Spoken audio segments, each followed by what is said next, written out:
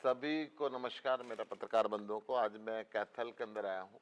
कुछ जरूरी विषय पे मैं आपसे बातचीत कर रहा हूँ। जब से इंडिया गठबंधन कुरुक्षेत्र में चुनाव प्रचार में उतरा है, हम कुरुक्षेत्र के गांव-गांव में जा रहे हैं और सभी गांव में भाजपा के प्रति बेहद रोष है। लोगों ने कुछ गांव में अपने घर के बाहर पोस्टर लगा रखे हैं, इस गांव में बीजेपी वालों की एंट्री नहीं है। इस माहौल को देखते हुए भारतीय जनता पार्टी के लीडर टिकट लेने को तैयार नहीं थे। लोग जानते हैं कि भाजपा की टिकट ली तो गांव में घुसना मुश्किल हो जाएगा। जब इन्हें भारतीय जनता पार्टी से व्यक्ति चुनाव लड़ने के लिए नहीं मिल रहे थे, तो इनको पैराशूट से दूसरी पार्टियों के उम्मीदवार लाके चुनाव लड़ाने पड़े।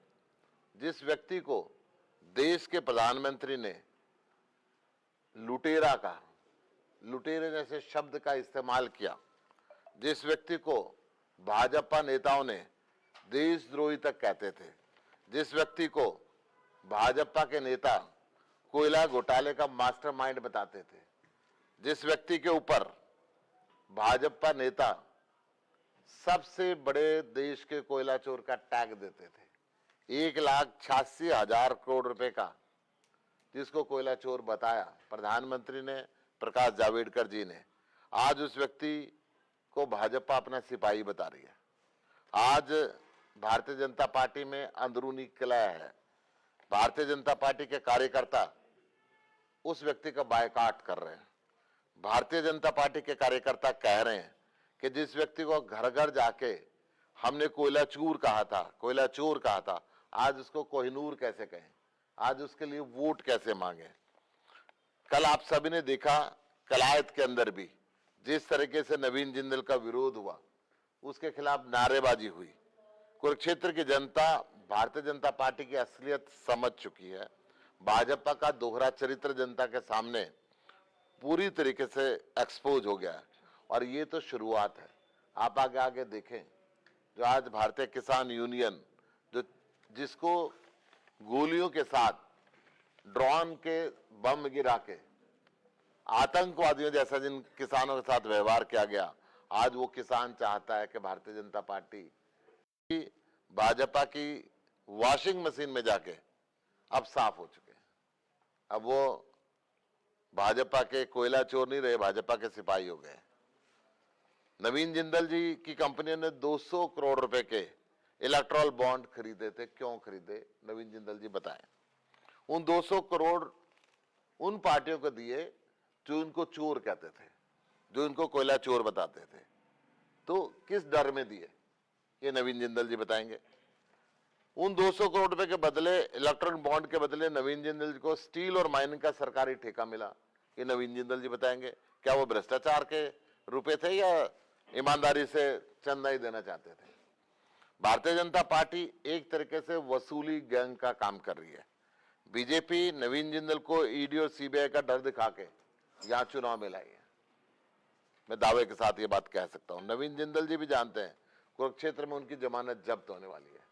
नवीन जिंदल जी जानते हैं कि भाजपा के कार्यकर्ता ही उनका यहाँ पे विरोध कर रहे हैं। हमने तो यहाँ तक सुना है, नवीन जिंदल जी को 2 विकल्प दिए गए थे, कुरुक्षेत्र से चुनाव लड़ो या जेल में जाओ। सच्चाई नवीन जिंदल जी जानते होंगे क्या सच्चाई है। आज देश की और हरियाणा की ओर से कुरुक्षेत्र की जनता समझ रही है कि किस तरीके से चंदे का धंधा भारतीय जनता पार्टी चला रही है।